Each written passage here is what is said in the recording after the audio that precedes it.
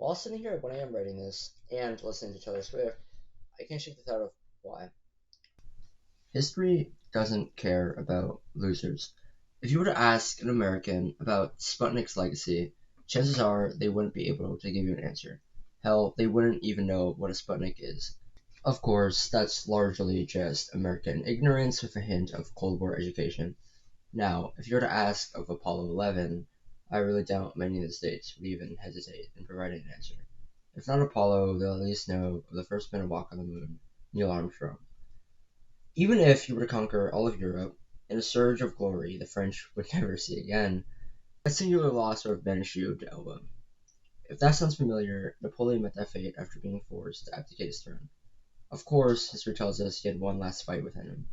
The loss at Waterloo, however, just resulted in his punishment to another island, this time St. Helena. We got a really good movie out of it, so I'm not really complaining. Besides sealing his fate, Waterloo cemented his place in history, a glorious but short-lived conqueror who, ultimately, was a loser. So, what do all these things have in common? Besides all finishing a little short, just like me, they demonstrate one fundamental thing that makes us human, the unrelenting drive for more. Let's keep that in mind moving forward. With all that said, let's actually talk about who we're here for today. Sisyphus, arguably history's biggest loser. Sisyphus was the original founder of Corinth, what was once supposedly named Ephyria, and he was known as voracious, deceitful, and cruel, often killing guests within his palace. This angered Zeus, and, as we'll discover later on, this would damn him to an eternity in hell. If you're thinking, oh, Zeus didn't like the arbitrary homicide, then you would be gravely, gravely mistaken. Let's not forget, this is the same man that rapes women just because. Matter of fact, this theory came from the fact that this broke Greece's guest obligations, which fell under Zeus's domain. So, was this enough to condemn him to a fate quite literally worse than death? Of course not. This background section is mostly relevant to my metaphor, and thus everything is going to be left extremely broad until we arrive at the underworld. This is just to catch you up to speed. Also, one, I think it's interesting, and two, I need to add revenue. From where we left off, Sisyphus once again pisses Zeus off. This time, however, he snitched on the whereabouts of some nymph that the river god Asopus was searching for. This obviously angers the god, and ultimately, Sisyphus ends up chained in Tartarus. He ends up tricking Thanatos, the god of death, into the chains used to trap him. In some versions, this is Hades, and this causes some unforeseen consequences. By the way, while writing the script, I realized Thanatos and Thanos, the Marvel supervillain, sounded awfully familiar. Upon further research, and by that I mean consulting the first Google search result, in this case, Akora, the Marvel baddies, not like that. Alright, so this is post-production Stanley on a much shittier mic. So it turns out the entire fucking, latter part of this paragraph was, corrupted, so I'm gonna do it now. Um, so, the Marvel baddie's name does actually draw inspiration from this obscure Greek god. When Sisyphus eventually dies, I believe his death was because he was forced back into Thanatos' hand. He decides it'd be a great idea to trick Persephone into releasing him. The how varies, and I'm too lazy to describe it. As punishment for evading death twice, and after being dragged back into Tartarus again by Hermes, he's condemned to an eternity pushing a boulder up a hill. Famously, every time Sisyphus nears the top, the boulder rolls back down. The punishment is supposed to symbolize Sisyphus' hubristic belief in his cleverness, according to Wikipedia, backfiring, as he believed he was smarter than Zeus himself. The simplest answer is the right one, however. A life of repetitive, meaningless work is worse than death itself. There's probably a connection you can draw to that at 9 to 5, but I'll let you fight that fight in the comments. No, that was just my headcanon for why and not necessarily what. In actuality, one can hold a million different interpretations of the story, and that's the beauty of the medium. Some may see it as a story of hope, the never-ending pursuit of goals, or the futility of human life. For the sake of my story, we'll be looking at it, incredibly ironically, from the perspective of 1st century BC philosopher Lucretius Cares. In his De Rerum Natura, in English, on the nature of human things, he likens the story of Sisyphus to politicians and their constant defeat in their eternal struggle for power. To put it simply, this pointless chase of status is, in his own words, an empty thing, and thus Sisyphean inherently in nature. As a quick side note, one of my favorite interpretations of the myth is the likening of futility to hope. A really common lens people use when it comes to this is one of nihilism, the pushing of the boulder being a metaphor for the eternal pointlessness of human life. While this is a valid, if not great, reading of events, I think it's much more interesting when examining the relationship between hope and the futility of our lives. Especially when you look at the scale of our universe, and by proxy, the concept of infinity, humanity's perseverance is, frankly, amazing. Regardless of your chosen interpretation, Sisyphus' story is universal. After all, he serves as the embodiment for the most fundamentally human thing, struggle. That being said, and you may be asking, what does this have to do with anything? The first video, My Best Foot Forward, is just copy and paste off Wikipedia? Well, as the title suggests, this is an introduction to my channel. You'll see why in just a second.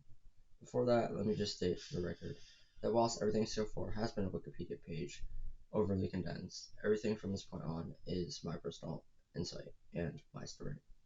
If you recall Lucretius' interpretation of Sisyphus, it's one of political failure. Back when I covered him, I call his take ironic. As to why this whole project of mine is because of coming short in school politics. Feeling like I wasted a year of my life, I decided to put my spare time to use. Turns out I grossly and dangerously overestimated my free time, but that's beside the point. Being absolutely lost as every door opened and closed, I decided to pick up my pen and write. By the end of the hour, I drafted this. From the writing of the script to the finished production, I've learned how to Photoshop, edit, and function on insane amounts of sleep deprivation. Look, I know the way I write isn't everyone's cup of tea, but if you give me some time and your support, I really do think I have it in me. Regardless, I'll give it my 100% and you have my word. Moving away from Sisyphus, let's talk about another Greek myth. I promise this will make sense. I think everyone knows the story, but I have some time to buy, so let's talk about the man who flew too close to the sun, Icarus. As the story goes, Icarus and his father were trapped in the labyrinth, the same one that the Minotaur was trapped in, and they made wax wings to escape. As to why they're in the dungeon, it's too long a story, and this is all beside the point. Famously, once they make it out of the prison, Icarus gets cocky with his newfound freedom, and eventually he flies too close to the sun. He falls into the Icarian Sea, hence its name, and dies. Besides being a metaphor for excessive ambition and figuratively flying too high, his story gives us a clear warning, the Icarus complex. Funny enough, while researching the script, I stumbled upon this phenomenon. I think it's really fitting and sadly really true. In simple terms, it's when an incompetent individual, in an attempt to overcompensate, has expectations set too high. In this case, I think it's pretty obvious I have no experience, I'm a subpar writer, and I'm way too young. If anything though, the one thing in the world I have is time. With some luck, maybe this will work. Jumping off that idea, and I'm sorry the script is so disorganized, I'm literally sacrificing my health for this. Screw anything that requires time, an example being having a girlfriend. I don't even have the energy to study. That's not even mentioning the lost sleep, less time spent with friends, and constant stress. I literally starve myself as I don't have time to eat lunch at school to work on this. In a sense, I'm wagering my life for the most minuscule chance at something. The alternative? Sitting on my ass, I'd rather die than regret wasting my time. Icarus's mistake wasn't flying too close to the sun, it was making his wings out of wax. Who knows, maybe I'll run as hard as pushing a boulder eternally, or maybe I'll reach the stars. Only time will tell. If all this doesn't make sense yet, that's fine. Understand I can be vague in my writing. In the simplest way possible, this is an introduction to me and my channel.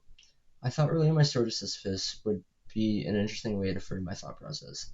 The Icarus stuff is my nihilistic side of talking, the sensible one, but part of me wants to believe. Everything Sisyphus embodies to me, hope, futility, and perseverance, was attempted to be portrayed somewhere throughout my writing. At the end of the day, I'm doing this because I have hope. I choose to believe, not because it's smart, but because it's better than giving up. Right? Even if it costs me my sanity, I'll write, and hey, maybe this will work out. Okay, one last conclusion paragraph. The world has always had a funny way of working. Oftentimes, with failure, people say everything will work itself out. God's plan, if you will. While I've heard of countless people beating all odds, history forgets the losers. What does this mean for old friend Sisyphus?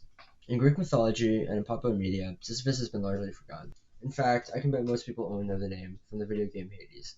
In contrast with famous gods, Sisyphus has been largely washed away by the tides of history. Maybe I'll burn up before I reach the sky. Maybe I'll succeed in sharing my creative outlet with the world. At the end of the day, this is a passion project. If you made it all the way here, from the bottom of my heart, thank you. Here's to Sweet 16. Alright, well, that's the end of the first YouTube video, and I'll let Savin, Mr. Soviet, introduce himself and Mr. Wombat. Okay, yeah. All right. So subscribe. That's fire. And the next person talking after me is pretty fat. So Yep, that's Okay, Wombat. so we're getting trolled. I'm cracked at Valorant. Has he I really totally clipped didn't clip out my Valorant? deaths. And yeah, subscribe, Alright, like, and give me interactions. Yeah. All right. So.